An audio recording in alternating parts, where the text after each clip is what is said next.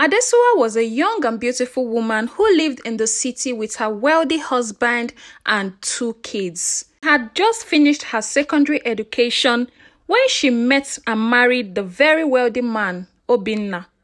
Obinna was kind-hearted and generous. He loved Adesua deeply and wanted the best for her. He offered to send her to the university after getting married to her. So one day, he sat Adesua down and said, "My love, remember when I came to ask for your hand in marriage? I promised you I was going to train you in the university and that marriage shouldn't stop you from going to school." And Adesua bluntly refused because her husband was ready to train her in school.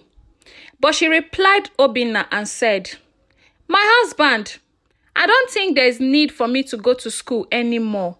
After all, you are a very rich man and you have all the money. What exactly do I need to go to school for? When your money can cover our future?" And Obinna tried to make Adesua understand that she still needs an education, she still needs a certificate. But Adesua completely refused. Then, Obinna made another proposal. "Adesua, my love, if you don't want to go to school, how about I set up a big business for you so that you can be able to earn your own money and get busy?" And Adesua became angry and said, "How can you tell me to run a business? Are you trying to put me under stress? When you came to get married to me, Obinna, you told me that I was going to enjoy my life. So why won't you leave me to enjoy your money? My husband is rich. Why should I be running a business of my own when your money is my money?"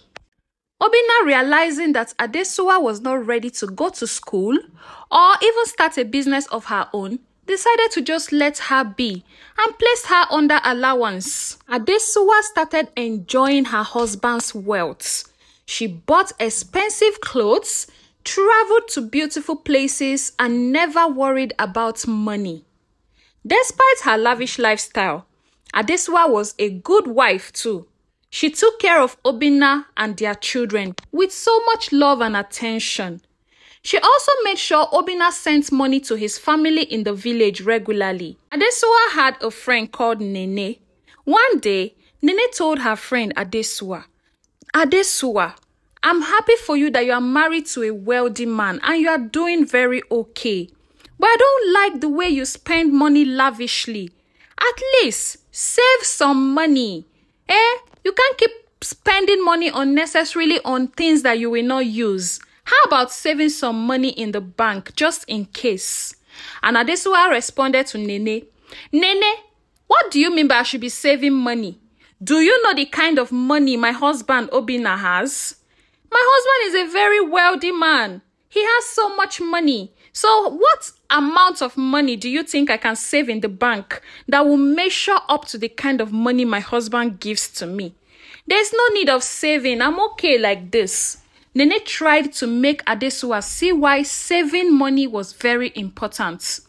And Adesua got angry and said, "Nene, I can see you are jealous of me. Why don't you just tell me that you are jealous? How can you be telling me to save money? Don't you used to follow me for shopping while I buy you things?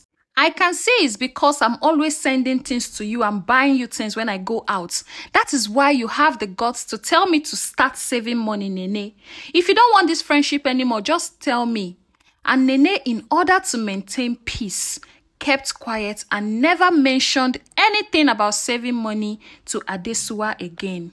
Few months later, something tragic happened. One day, Obinna traveled on a business trip and got involved in a terrible car accident and died. Adesua was heartbroken. She cried because she wondered what she would do without her darling husband, Obinna. But do you know the consolation she gave to herself? She said to herself, "Well, my husband Obinna is gone. What can I do? Well, thank God he's a very wealthy man and has enough money. So what I will just do is to just use his money to take care of myself and the kids. At least we are still living in a mansion. And Obinna has plenty money in his bank accounts. Thank God. A few days after the funeral, a lawyer visited Adesua. She hoped he had good news about how Obinna has splitted his wealth for her and the children. Shockingly, the lawyer said, "I'm sorry, Adesua. Obinna did not write any will before he died. His younger brother, Chima, is the next of kin on his documents. Chima has always been the person on Obinna's next of kin right before he got married to you. And I am very certain Obinna forgot to change the next of kin on all his documents. And so, Adesua, I'm sorry to tell you that Chima is now the owner of your husband's properties because legally, Chima's name is on his documents as the next of kin." Adesua was shocked to hear this. She was helpless to even think that she has no money at all because she hasn't been saving. Chima arrived soon after hearing the news. He was determined to take everything Obinna owned. Chima took over all of Obinna's properties, leaving Adesua and her children with nothing. Adesua and her children were forced to leave their beautiful home. They had nowhere to go. Adesua turned to her friend for help, but they all had their own family problems to take care of. With no one to help her or nowhere to turn, Adesua packed few of her belongings and left the home because Chima had asked her to leave the house with her children. Holding her children's hands, she wandered the streets, feeling the weight of her mistakes. The nights were the hardest. She covered herself and her children under a blanket. She held her children close to her. Their stomachs were rumbling with hunger. They haven't eaten anything throughout that day. Days turned into weeks, weeks into months. Adesua tried to find work, but her lack of skills and education made it impossible. The little money she managed to collect when Chima did not notice was spent on food and shelter. Every day became a nightmare for Adesua. Agony washed through her soul. She regretted not going to school or starting a business like her late husband had told her to. One evening, one of Adesua's child said to her, "Mommy, I'm hungry. We haven't eaten since morning." Adesua's heart broke into pieces. She responded in a very heartbroken and tearful way. "I know, my child. I'm sorry for not saving when I had money. I didn't know all of this would happen to us. Please forgive me, my children." Despite her regrets, Adesua knew she had to be strong for her children. She decided to find a way to survive. No matter how small it is, she decided she was going to work hard. Adesua found a small job in a market, selling fruits and vegetables. It was hard work, but she did it for her children. She sat down and thought to herself, "I had the opportunity to open any kind of business I want in this life, but I turned it down, and I didn't even save any money, thinking it will always be bed of roses. If I had known it would turn out this way, I would have listened to my husband and my friend Nene." As days went by, months went by, Adesua continued selling in the market. The people in the market admired Adesua's determination and began to support her. Building trust with their help, she started to build a small loyal customer base. One day, a kind woman connected her to a big company that produces fruit juices, and Adesua started supplying the company with fruits. And Adesua's breakthrough came. Slowly, Adesua's business grew. She saved every penny she earned. After months of hard work, Adesua was able to save a substantial amount of money, and life became better for them. Adesua's business continued to grow. She added more products and hired more helpers. One day, Chima, Adesuwa's late husband's younger brother, saw her on the road and saw how well she was doing. Chima felt guilty for what he had done. He apologized to Adesuwa and offered to help her.